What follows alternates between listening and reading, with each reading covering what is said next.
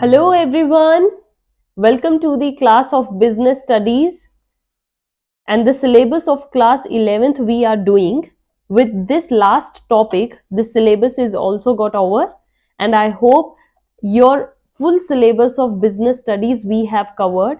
If any topic is skipped or you are getting any problem, you can comment me and please try to practice each and every session, and later on I'll provide you certain MCQs, important questions that will surely come in your CBSE exams, और you will get more preparation from those questions. Okay, तो आपको MCQ questions या फिर आपके जो like long questions होंगे, short questions होंगे, वो सब आपको प्रैक्टिस के लिए मैं दूंगी. ठीक है बच्चे, तो let's start the last topic of the unit 1. Please pay your attention and comment me about how you got this session and what about the views of you about this syllabus that we have covered recently, right? So, and students, yes, from this session next we are going to start the syllabus of class 12th business studies. Okay, so the students who are preparing for also the class 12th syllabus, they can continue this with me, and then we will start covering each and every topic right from the unit 1. Okay, so this unit 10 last topic and very important, that is World Trade Organization. Question पक्का आएगा बच्चे. World Trade Organization is a very important topic for every class. Even in your college days you will get this topic. Entrance exams में आपको ये topic मिलेगा, तो WTO तो छोड़ना ही नहीं है. ठीक है, वर्ल्ड ट्रेड ऑर्गेनाइजेशन WTO के आज जो हम कवर करेंगे वो करेंगे meaning and what are its objectives. Trade हम करते आ रहे हैं, इंटरनेशनल ट्रेड की जहां बात हो रही है वहां WTO की बात होगी ही बच्चे. WTO in itself a very important thing because it is the organization which boosts up the international trade, which this controls the international trade, which keeps check on the international trade. So if you are studying international trade, parallelly you have to study WTO and what its role in the international trade field, right?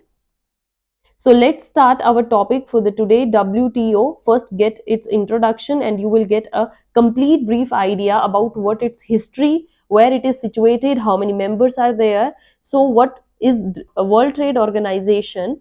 That is a global international organization. ये एक global international organization है that deals with the rules and the regulations, जिसके अंदर सारे rules regulations आते हैं related to what, related to international trade. Okay, जैसा कि नाम में से ही आपको आइडिया मिल गया है, world trade organisation. So international trade से रिलेटेड जितने भी रूल्स रेगुलेशन होंगे बिटवीन डिफरेंट कंट्रीज, क्योंकि देखिए इंटरनेशनल ट्रेड में बच्चे दो या दो से ज्यादा कंट्रीज इन्वॉल्व होती हैं. जब एक कंट्री के अंदर ही ट्रेड होगा वो तो नेशनल ट्रेड हो गया, है ना? तो डिफरेंट कंट्रीज इसमें आ ही जाती हैं, 2 और मोर कंट्रीज प्लस 2 कंट्रीज तो रहती ही हैं. So that organization is known as what, world trade organization. Understood?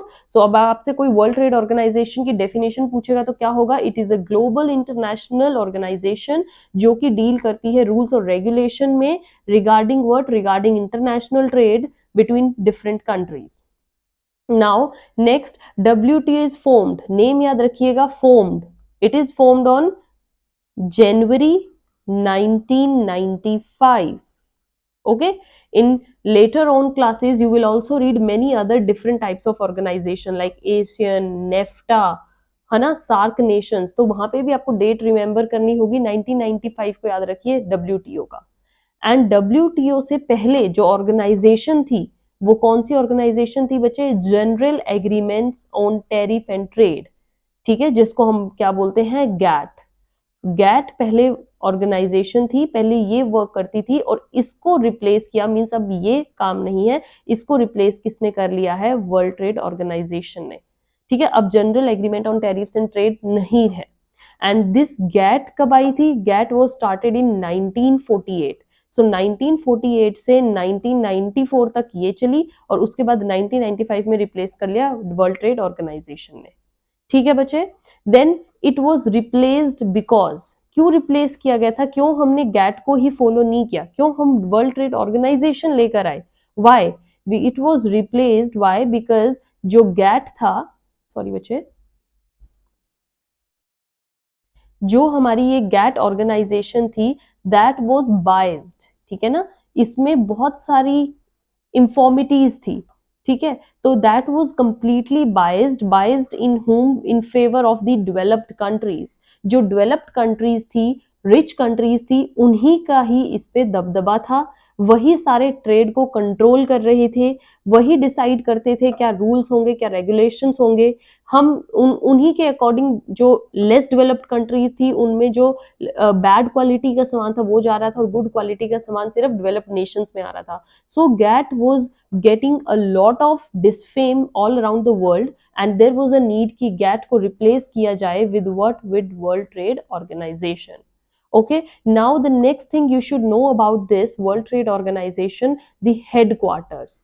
World trade organization के बच्चे हेडक्वार्टर्स मींस इनके हेड ऑफिस कहां पर है, जेनेवा, स्विट्जरलैंड। ओके, ऑल्दो इनके हेडक्वार्टर्स जेनेवा स्विट्जरलैंड में है, they work for all the Nations.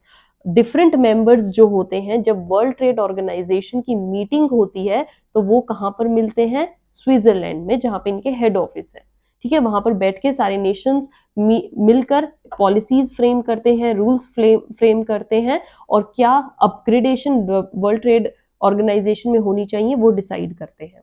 Now अब बात आती है कि वर्ल्ड ट्रेड ऑर्गेनाइजेशन में कितनी मेंबर्स हैं, कितनी कंट्रीज हैं, इसके अंदर कितने मेंबर नेशन हैं, that are in total 164। At present 164 countries जो हैं इसकी मेंबर कंट्रीज हैं, ठीक है बच्चे, वर्ल्ड ट्रेड ऑर्गेनाइजेशन की। नाउ वर्ल्ड ट्रेड ऑर्गेनाइजेशन कब और कैसे एग्जिस्टेंस में आया था? So this Uruguay round conference, Uruguay is the name of a place, Uruguay round conference हुई थी एक, दैट गेव बर्थ टू, वहां पर क्या आया बच्चे, वर्ल्ड ट्रेड ऑर्गेनाइजेशन को लाने का आइडिया था। और ये मीटिंग, ये कॉन्फ्रेंस कब चली थी, 1986 से 1993 के बीच में। एंड दिस एग्रीमेंट, ये एग्रीमेंट साइन कहां पर हुआ, this agreement signed in Morocco in April 1994 में। जैसे ही एग्रीमेंट साइन हुआ 1995 में ये एग्जिस्टेंस में आ गया, है ना, very easy. So this is all about the information of world trade organization. Now come to the objectives. What are the objectives of World Trade Organization? बहुत इंपॉर्टेंट टॉपिक है बच्चे, ऑब्जेक्टिव्स आपको टिप्स पे होने चाहिए। क्या क्या ऑब्जेक्टिव वर्ल्ड ट्रेड ऑर्गेनाइजेशन का क्या काम है, हम ये बेसिकली पढ़ेंगे, ठीक है। अब आपको रोल, इसके एग्जाम मेंबर्स, इनकी हेडक्वार्टर्स, इनकी मीटिंग, इसकी हिस्ट्री, इसने किसको रिप्लेस किया, ये सब आपने देख लिया। अब हम पढ़ेंगे कि ऑब्जेक्टिव्स क्या हैं वर्ल्ड ट्रेड ऑर्गेनाइजेशन के। So the major objectives are, firstly raising the standard of living. World trade organization trade को प्रमोट करता है, और हमने ट्रेड में, दोनों ही ट्रेड में पता किया, एक्सपोर्ट हो या इंपोर्ट, स्टैंडर्ड ऑफ लिविंग बढ़ता है, एम्प्लॉयमेंट बढ़ती है, प्रोडक्शन बढ़ता है, ट्रेड बढ़ता है, and utilizing of world resources. जो कंट्रीज जिस रिसोर्स में रिच हैं, they share it with the other nations, so there is utilization, perfect utilization of resources in a optimum way. Then the next step is they ensure that the developing and the less developed countries जो होंगी, they have better share of dash, better share of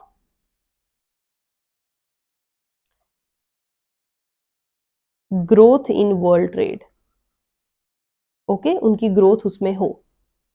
The next thing is introducing dash development, introducing sustainable development भी बच्चे इनका role रहा है कि हमें sustainable development को increase करना है, in which balanced growth of trade and environment goes together, means environment को भी देखकर ट्रेड करना है। ऐसे ना हो कि हम एक्सपोर्ट इंपोर्ट के चक्कर में नेचुरल रिसोर्सेज को डिप्लीट करते जाएं, ठीक है ना, अनयूज उनका utilization, over utilization of resources होगा तो हमारा इन्वायरमेंट हार्म होगा। तो वर्ल्ड ट्रेड ऑर्गेनाइजेशन ये भी चेक करता है कि कोई भी नेशन अपने रिसोर्सेज को इस हद तक यूज ना कर रहा हो कि वहां पर बिल्कुल डिप्लीशन हो गई हो और ओवर यूटिलाइजेशन हो गया हो, right. The next thing that they do is setting the framework for trade policies. Trade policies से रिलेटेड जितने भी कामकाज होंगे वो वर्ल्ड ट्रेड ऑर्गेनाइजेशन का काम है। Then they review the trade policies, भी अलग अलग नेशन अपनी भी ट्रेड पॉलिसी निकालते हैं, जैसे मैंने आपको बताया था इंपोर्ट पॉलिसी रेड बुक में इंडियन गवर्नमेंट देती है। तो ऐसे अलग अलग नेशंस की जो ट्रेड पॉलिसीज होंगी उनको भी चेक करना, उनको भी देखना, ये काम भी किसका है, वर्ल्ड ट्रेड ऑर्गेनाइजेशन का। Then the next is providing technical cooperation, technical assistance लगा लीजिए, टेक्निकल हेल्प लगा लीजिए। They provide this technical cooperation to less developed countries, और जो डेवलपिंग स्टेज पर है उनको ये हेल्प प्रोवाइड करना। Then is setting a dash for addressing, setting एक फोरम, एक फोरम एक लीगल स्ट्रक्चर बनाना जिसमें क्या काम होगा, addressing the trade related disputes, trade related जो भी डिस्प्यूट अराइज होगा वो उस फोरम में जाकर सॉल्व होगा अमंग डिफरेंट कंट्रीज, ये काम भी वर्ल्ड ट्रेड ऑर्गेनाइजेशन का है। Then reducing the dash to international trade, reducing what, reducing the barriers, कितनी जितनी रुकावटें होती हैं इंटरनेशनल ट्रेड में, अगर कोई कंट्री रुकावट पैदा कर रही है उनको दूर करना, ये भी वर्ल्ड ट्रेड ऑर्गेनाइजेशन का काम है। देन बच्चे they facilitate the implementation, administration and operation of the agreements, को कैसे इंप्लीमेंट करना है, उनको रेगुलरली एडमिनिस्टर करना है और उनको ऑपरेट करना है, ये काम भी वर्ल्ड ट्रेड ऑर्गेनाइजेशन का है। Then is cooperating with international institutions, के साथ कोऑपरेट करके चलना, अदर इंटरनेशनल इंस्टीट्यूशन जो मैंने आपको कहा ना लेटर ऑन क्लासेस में पढ़ेंगे, IMF, international monetary fund, world bank के साथ कोऑपरेट करके चलना।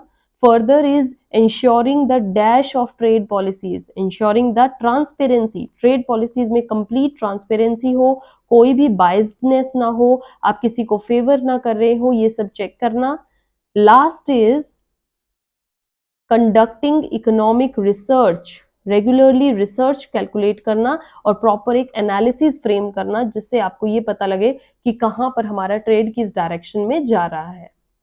ओके सो बच्चे these are the various objectives, जितने आपको याद रहे एग्जाम में लिख कर आना, गुड होगा अगर आप सारे लिख कर आएंगे। वर्ल्ड ट्रेड ऑर्गेनाइजेशन का आपको पूरा हिस्ट्री पता लग गया, मीनिंग पता लग गया, objective. So with this last session of class 11th is over and syllabus of your class 11th is also completed. Business studies ka bache, we have completed unit 10, all units we have covered each and every topic, and still if any student is getting any doubt they can comment me, they can mail us on the mail id we have provided in the description. Also I will provide you here, that is learnwithnishman@gmail.com.